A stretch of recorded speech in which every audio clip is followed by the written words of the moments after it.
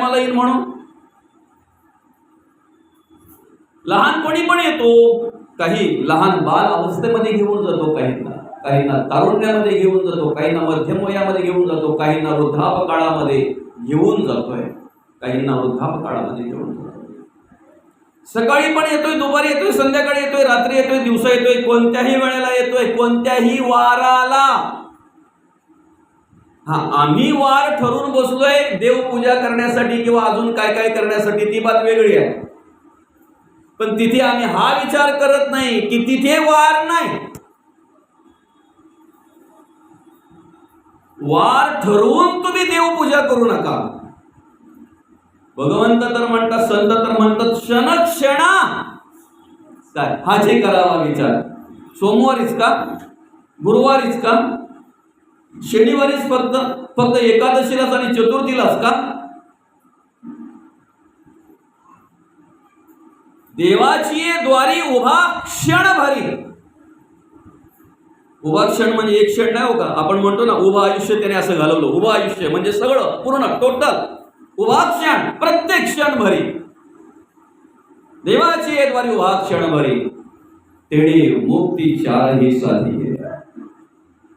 सलोकता, समीपता, स्वरूपता आणि सैज्यता चारही मुक्ती साधता येतील तेव्हा जेव्हा आमच्याकडून सकाळी, दुपारी, संध्याकाळी, रात्री, दिवसा, घरात, बाहेर, प्रवासात, शेतावर, बांधावर, जिथे असू तिथे भगवंताचं नामस्मरण घडेल ना, तेव्हा निश्चित चारही मुक्ती साधण्याचं बळ आम्हाला त्याच्यातून मिळेल, प्राप्त होईल. बरं कमवून परमार्थ आवडीने करायचं आहे, देवाचं नामस्मरण आवडीने करायचं आहे, प्रवचन आवडीने श्रवण करायचंय, सवडीने नाही. सवडीने जर कराल तर अजिबात काही फरक पडणार नाही, मुळीच फरक पडणार नाही. सवडीने कराल तर आम्ही प्रवचनाला तनाने बसावं की मनाने, परमार्थ तनाने करावं की मनाने? मनाला परमार्थ करायला लावा. ऐका, 83,99,999 योनी पार केल्यानंतर पाप पुण्य समकृत हा मग नर योनिषु जायते. मग आम्हाला हा नरदेव मिळालेला आहे. पुन्हा मिळेल का? पुन्हा मिळेल?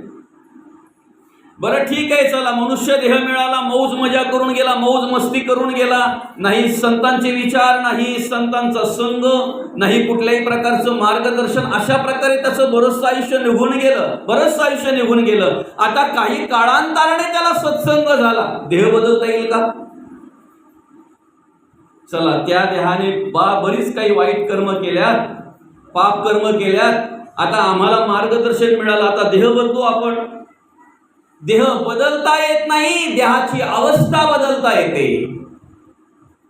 मन बदलता येत नाही, मनाची अवस्था बदलता येते. ज्या डोळ्याने कधी देव बघितलाच नाही, त्या डोळ्याला जर आम्हाला देवाला पाहायचं आहे ना, सर्वत्र सर्व खलिदम ब्रह्म हा विष्णुमय जग वैष्णवांचा धर्म, भेदाभेद भ्रम मंगळ, अशा अवस्थेला जर आम्हाला प्राप्त व्हायचं आहे आणि प्रत्येक ठिकाणी त्या देवाचं दर्शन जर आम्हाला घ्यायचं आहे, डोळे बदलता येणार नाही, दृष्टी बदलता येईल, श्रवण करण्याची भूमिका बदलता येईल, कान बदलता येणार नाही. तसं आम्हाला भगवंताने जो नरदेह दिलेला आहे ना, हा नरदेह खऱ्या अर्थानं आम्हाला परावर्तित करायचं आहे, बदलायचं आहे, अवस्था बदलायची आहे, अवस्था बदलायची. बरं का मौली, देह बदलता येणार नाही, पण अवस्थेने आम्ही बदलू शकतो, अवस्थेने आम्ही बदलू शकतो. तो देव प्रत्येक इंद्रियाला चेतना देतोय, तोपर्यंत कार्य घडतंय. एकदा काय त्याचं सामर्थ्य निघून गेले की देह तसाच्या तसा पडलेला असतोय, देहाला किंमत शून्य असते, कारण देह नाशिवंत आहे. नाशिवंत देह जाणार सकळ आयुष्य खातो, काळ सावधान. काय म्हटलेलं आहे? देह जाईल जाईल याशी काळ बा खाईल, याशी काळ बा खाईल. या हिंदुस्थानमध्ये अनेक माता होऊन गेल्या, ज्यांचा आदर्श आपण घ्यावा, अशा अनेक माता होऊन गेल्या माऊली. त्या आदर्श युक्त अशा अनेक मातांपैकी एक माता म्हणजे मदालसा माता. आणि त्या मदालसा माता पालण्यात असलेल्या मुलाला उपदेश करतायत देहाविषयी. देह नाशिवंत आहे. त्या मलालसा माता पालण्यात असलेल्या मुलाला उपदेश करतायत, मार्गदर्शन करतायत. हा देह नाशिवंत मलमूत्राचा बाधा, वरी चर्म घातले रे कृमी कीटकांचा साधा, रव रव दुर्गंधी रे अमंगळ तिचा बाधा, स्मरे त्या हरिहरा शरण जाई गोविंदा. या देहाचा भरवसा पुत्र न धरावा ऐसा, माझे माझे म्हणून या बहु दुःखाचा वळसा.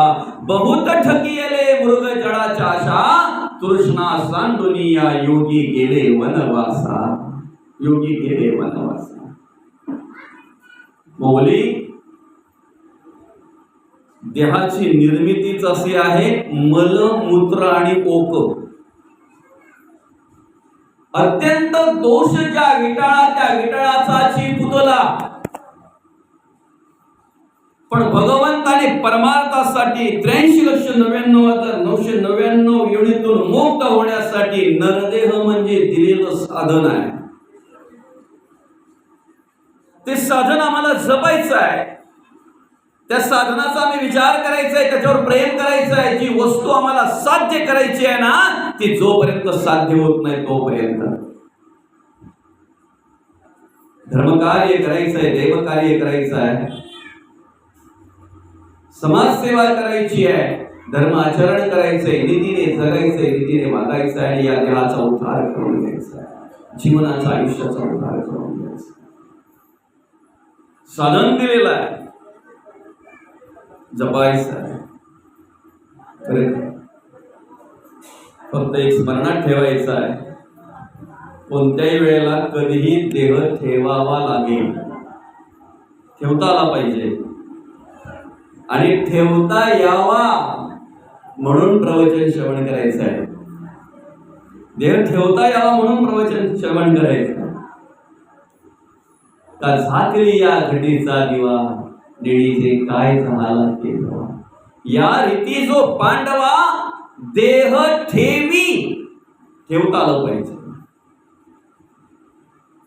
आम्ही स्मरणात ठेवलं पाहिजे, एक दिवस जायचं आहे आम्हाला. प्रत्येकाला शेवट आहे, प्रत्येकाला शेवट आहे.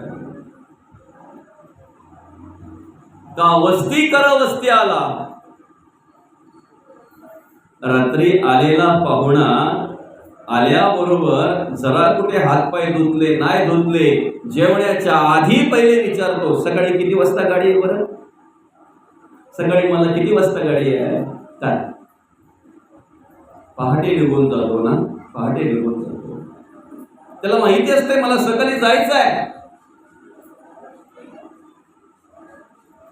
का पक्षी अंगडी उतरती ते का गुंतोनिया राहती. अंगण्यामध्ये जर चिमण्या आमच्या आल्या ना, पाखरं जर आली ना, तर दाणे वेचतात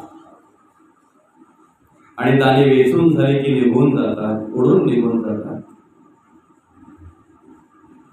एखादा पोपटाला जर भूक लागली असेल ना, तर एखादा पिऊ त्याला मिळाला ना, खातोय तो. भूक लागली ना दादा की अर्धा पेरू टाकून सुद्धा जात असतो तो बोलत नाही मला संपवलं पाहिजे. नाही, भूक झाली ना, भूक पूर्ण झाली ना, अर्धा राहिला ना का काही फरक पडत नाही, निघाला गेला. माणूस क्षुधा तृषा आलस्य निद्राणी मैथून 5 भाग प्राण्या पक्ष्यांना एक आणि आम्हाला पण आहे. फरक एवढाच आहे, हाती एवढा मोठा असताना सुद्धा त्याचं पोट भरतंय, माणसाचं टिजवर आहे, मरतंय तरी भरत नाही. हे दुर्दैव आहे. प्राण्या पक्ष्यांना जर तहान लागली ना माऊली, तर ते पाणीच पितात तहान भागवण्यासाठी. माणसाला कसली कसली तहान लागते बरं. बर्बाद होतोय, उद्ध्वस्त होतोय, घरदार बर्बाद होतोय, तहान सुटत नाही. आलस्य निद्रा त्या प्राण्या पक्ष्यांकडे आमच्याकडे, आम्ही उत्पत्ती करतोय, तेही उत्पत्ती करतात.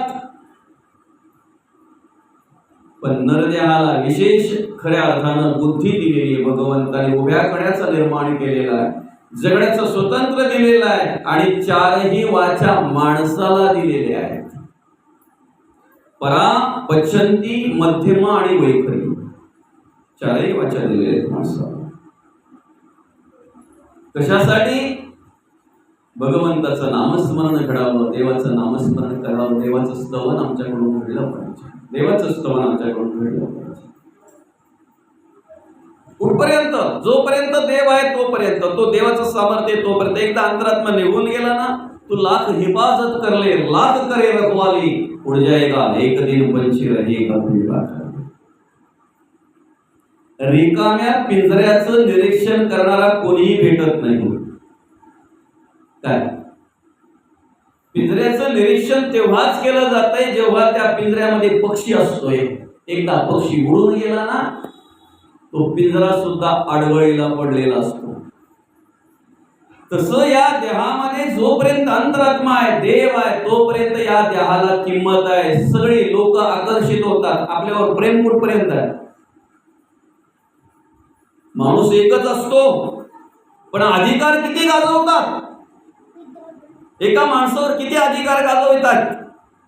आई बोलते माझा मुलगा आहे, बाप बोलतो माझा मुलगा आहे, बाई बोलते माझा नवरा आहे, मुलं बोलतात आमचे वडील आहेत, बहीण बोलते माझा भाऊ आहे, भाऊ बोलतो माझा भाऊ आहे, पुतण्या बोलतो माझा काका आहे, भाचा बोलतो माझा मामा आहे. काय? माणूस एकच आहे, व्यक्ती एकच आहे, अधिकार किती गाजवतात. हा म्हणतोय माझं शरीर आहे का नक्की? बाप म्हणतोय माझा मुलगा आहे, मुलगा म्हणतोय माझे वडील आहेत, बाई म्हणते माझा नवरा आहे, आई म्हणते माझा मुलगा आहे, बहीण म्हणते माझा भाऊ आहे, काकी म्हणते माझा पुतण्या आहे, पुतण्या म्हणतो माझा काका आहे, हा म्हणतोय माझा देह आहे. स्मशानातला अग्नी सुद्धा बोलतोय हा देह माझा आहे, हा देह माझा आहे. शेवटी माझे माझे आणि भ्रांतीचे ओझे, माथा प्रपंचाचे ओझे घेऊन म्हणे माझे माझे, बुडताई न सोडे पुंजे कुळाभिमान. बुडायला आला तरी माणूस सोडायला मागत नाही. माझं माझा आणि भ्रांतीचे ओझे, भ्रांतीचे ओझे. बरं का? कुठेतरी ठेवता आलं पाहिजे, कुठेतरी बाजूला करता आलं पाहिजे. कधीतरी विसर पडला पाहिजे त्या गोष्टींचा, विसर पडला पाहिजे. आणि विसर पडावा म्हणून हे प्रयत्न आहेत सगळे, विसर पडावा म्हणून प्रयत्न. बरं का? ती जाणीव, ते स्मरण अखंड आमच्या अंतःकरणामध्ये राहिलं पाहिजे, अखंड राहिलं पाहिजे. मी कोण आहे, कोणाचा, कुठून आलेलो आहे. बोधले महाराज म्हणतायत आलासी कोठोणी जासी कवण्या रे ठाया, घरदार नव्हे तुझे अवघी लटकीच माया. सावध होई बापा काळ लागला मापा, प्रपंची गुंतू नको पाय बुडत असे बापा, पाय बुडत असे. एक दृष्टांत दिलंय त्याच्यामध्ये, त्रिकुट कोसल्याने घर सायास केले, दोन्ही द्वार लिंबोनी या आत गुंतो गुंतो मेले. आमची अवस्था तीच आहे माऊली. आम्ही अज्ञानाने स्वतःहून बांधलो जातो, कोणी बांधत नाही आम्हाला. आम्ही भ्रमाने अंधश्रद्धेने आम्ही स्वतःहून बांधलो जातोय माऊली, कोणी बांधत नाही, आम्ही स्वतःहून बांधलो जातोय. घरातून जोरात असा आवाज यायला लागला, रे सोडवा रे मला कोणतरी, सोडवा मला कोणतरी. बरं का? बाहेरचे विचार करायला लागले, घरामध्ये कोणतरी कोंडले. बरं का? राहिले कोणतरी घरामध्ये, बंदिस्त झाले. आता त्यांनी सर्वांनी विचार केला की आता याला काढायचं कसं काय. सर्वांनी पहिले खिडक्या बघितल्या, सगळ्या खिडक्या आतून बंद होत्या, आतून बंद होत्या. मग विचार केला त्यांनी, दरवाजाचा कुलूप वगैरे तरी उघडता येतो का ते पाहूयात. सगळे दरवाजे बघितले तर एकही दरवाजाला कुलूप काय, कडी पण लावलेली नव्हती बाहेरून. समजतंय? कुलूप काय, कडी सुद्धा बाहेरून लावलेली नव्हती. त्यांना तेव्हा कळलं की सगळ्या खिडक्या आतून लावलेल्या आहेत आणि सगळ्या दरवाजाच्या कड्या आतून लावलेल्या आहेत. या माणसाने ठरवलं तर जेव्हा ठरवेल तेव्हा मुक्त होऊ शकतो. याला बाहेरचा कोणीही मुक्त करू शकत नाही. हा स्वतः मुक्त होऊ शकतो, फक्त कडी खोलाची अक्कल त्याला आली पाहिजे, कडी खोलाची सद्बुद्धी फक्त निर्माण झाली पाहिजे. आज माणसाचंही तसंच. मौली म्हणतात, आपली आपण करा सोडवण संसार बंधन तोडावे की. आम्हाला स्वतःला प्रयत्न करावे लागणार आहे. स्वतः प्रयत्न केले तर आम्ही मुक्त होणार आहोत, कारण स्वतः बद्ध झालेलो आहोत, आम्हाला कोणी बांधलेलं नाही. आम्हाला मुक्त स्वतः होता येईल तेव्हा, जेव्हा आम्ही स्वतःहून प्रयत्न करू तेव्हा, जेव्हा स्वतःहून प्रयत्न करू तेव्हा. बरं का, कुठे आणि कसे प्रयत्न करायचे हे पण कळले पाहिजेत ना. काय प्रत्येक ठिकाणचं मार्गदर्शन वेगवेगळं आहे. आमचं कसं थोडंसं कुठे हालकून मिळालं की आम्ही पळत सुटतो. आम्हाला असं वाटतं आम्हाला खूप माहिती झालं, आम्हाला खूप ज्ञान झालं. पण आयुष्याच्या मार्गावर एक एक वळण असं येतंय ना, एक एक गतिरोधक अशा प्रकारे येतोय. एक एक प्रसंग, एक एक दुःख, एक एक संकट अशा प्रकारे येतात ना की त्याच्यातून मुक्त होण्यासाठी मग ते ज्ञान आम्हाला प्राप्त व्हावं म्हणून आम्ही शेवटच्या श्वासापर्यंत सत्संग केला पाहिजे, संतांचा संग केला पाहिजे, कारण ते मार्गदर्शन आम्हाला संतांच्या कृपेने प्राप्त होत असते. बरं का, जेव्हा तो जावई सासूरवाडीला जायला निघाला, बरं का, आणि पूर्वीचा प्रसंग होता, पूर्वीचा प्रसंग असल्या कारणाने जेणेकरून तरी जवळजवळच सोयरीक असायची नाही का. चिंचोलीची मुलगी तिकडे उतण्याला दिलेली, उतण्याची तिकडे चिंचोलीला, तिकडे नडगावची दानभाऊला, दानभाऊची नडगावला, फळेगावची मुशीदला, मुशीदची फळेगावला, असं जवळ असायचं जे काही सोयीर संबंध असायचा तो नाही का मुली. आणि रस्ते वगैरे असे जेणेकरून तरी शेताबांधावरून असे असायचे, शेताबांधावरून असायचे नाही. आजही गिरशावाले कोसल्याला येताना किंवा कोसल्यावाले गिरशाला जाताना मेन रोडचा वापर कमी करतात एक संघाची रीत म्हटल्यानंतर. किंवा काकडपाड्यावाल्यांना जर कोसल्याला जायचं असेल ना तर ते बदल्या शेत ओढून निघतात त्या माळावरून, बरोबर का. असो, जेव्हा तो सासवडीला जायला निघाला त्यावेळेला पावसाळ्याचे दिवस होते, पाऊस सर्वत्र चालू होता, पाणी भरला होता, शेतांमध्ये पाणी होता, काही बांधांवर पाणी आला होता. आणि बांधावरून असं जात असताना बरं का, काही शेतांमध्ये विहिरी असायच्या, पण त्या मध्यंतरी नाही, शेताच्या मध्ये नाही, बांधाच्या कडेला. दौरा बोलायचे त्याला बाबा, बरोबर का, दौरा विहीर नाही का, शेताच्या बांधाच्या कडेला असायच्या. आता नेमकं झालं काय, पाणी भरलेला हा वादळ जाता जाता बांध समजून नेमका त्या विहिरीतच पडला. आता विहिरीत पडल्याबरोबर खाली जातोय वर येतोय, खाली जातोय वर येतोय. शेजारची शेतकरी माणसं ओरडतायत, अहो जावई बापू जरा हातपाय हलवा. ज्याला तरायचं आहे त्याने हातपाय हलवायचे,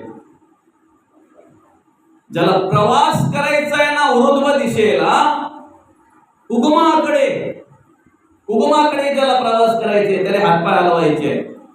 ज्याला अधोमुख जायचं आहे ना, अधोगतीकडे जायचं आहे ना, ज्याला असा प्रवाहाच्या बरोबर जायचं आहे ना, त्याला काही करायची गरज नाही, फक्त अंग सोडून दिलं की तो बरोबर जातो.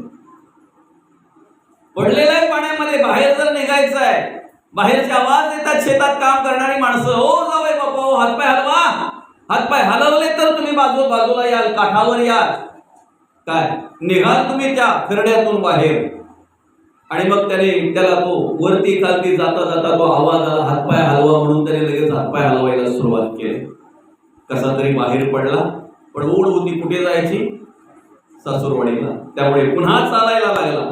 आता चालता चालता पुढे ज्या वेळेला गेला तेव्हा असाच खरडा होता, पण पाण्याने नाही भरलेला, चिखलाने, गाळाने, मातीने भरलेला. कारण त्या शेतकऱ्याने तो आताच बुजवला होता खरडा आणि पूर्ण चिखल झालं होतं. आणि अशा पूर्ण गाळ चिखल असलेल्या त्या खरड्यामध्ये तो पडला.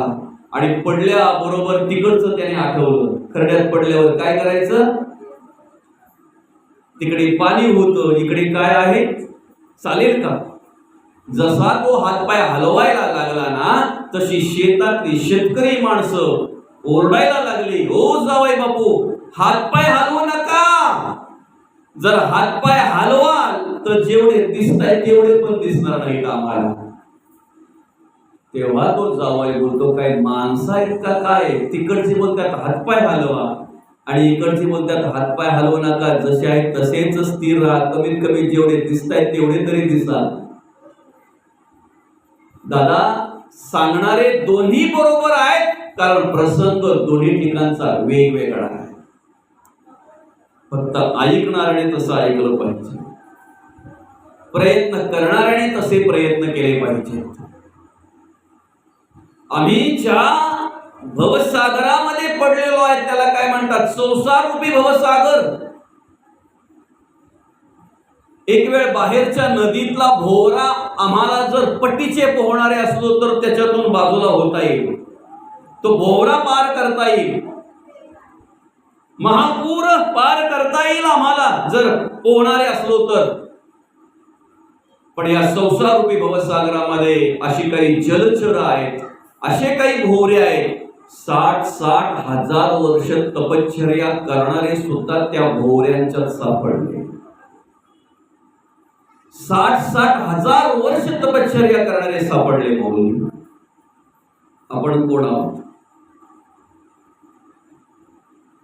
60 हजार वर्ष ज्यांनी तपश्चर्या केलेली, त्यांची तपश्चर्या भंग करण्यासाठी मेनका पाठवली. मेनका. आपली तपश्चर्या भंग करायला मेनकीची गरज आहे का? एक डास पुरे होतो ना. डास काय, लगेच माणसाचं मन विचलित होत आहे की ना. गॅसवर दूध तापत ठेवलंय, त्या गृहिणीचं लक्ष पाहिजे का देव्हाऱ्याच्या समोर माळ घेऊन बसलेल्याचं लक्ष पाहिजे? कोणाचं लक्ष पाहिजे? ती गृहिणी बाजूलाच असते, तिला कसला आवाज येत नाही, कारण तीही टीव्ही मध्ये गेलेली असते. पण देव्हाऱ्याच्या बाजूला मात्र जो ग्रंथ वाचत असतो ना, तो तिथून आवाज देतो. ऐकलंस का? बरं का, दूध ओतू गेलं बघ पहिले तिकडं. तेव्हा ती विचार करते, 2 रूम मध्ये असताना तिसऱ्या किचन मधून दूध ओतू गेलं, ते एवढ्या लांबून आमच्या बुवाला कळलं, म्हणजे बुवाला सगळं समजायला लागलं. आता अख्ख्या घरात त्याचा गंध पसरलाय, तुला गंध आला नाही ती बात वेगळी आहे, बुवाला काही कळत नाही. आणि असाच जर बसला तर कधीच काही कळणार नाही. काय असा जर नुसता तनाने बसला तर कधीच काही कळणार नाही. त्यासाठी मनानेही बसावं लागणार आहे, मनानेही बसावं लागणार आहे. मौली, उद्धार करून जर घ्यायचा असेल आपल्या जीवनाचा, तर अखंड स्मरणात ठेवलं पाहिजे, पुन्हा आम्हाला हा नरदेह नाही. आजचा दिवस आम्हाला मिळालाय. बघा, भगवंताने आपल्याला सर्वात मोठी भेट जर कुठली दिली असेल, सगळ्यात मोठं दान जर भगवंताने आम्हाला कुठलं दिलं असेल, तर आम्हाला दिलेलं आयुष्य. आयुष्य सगळं विकत मिळेल तुम्हाला, सगळं विकत मिळेल. आयुष्य विकत मिळणार नाही. कितीही पैसा असू द्या तुमच्याकडे, कितीही पैसा असू द्या, कितीही बळ असू द्या.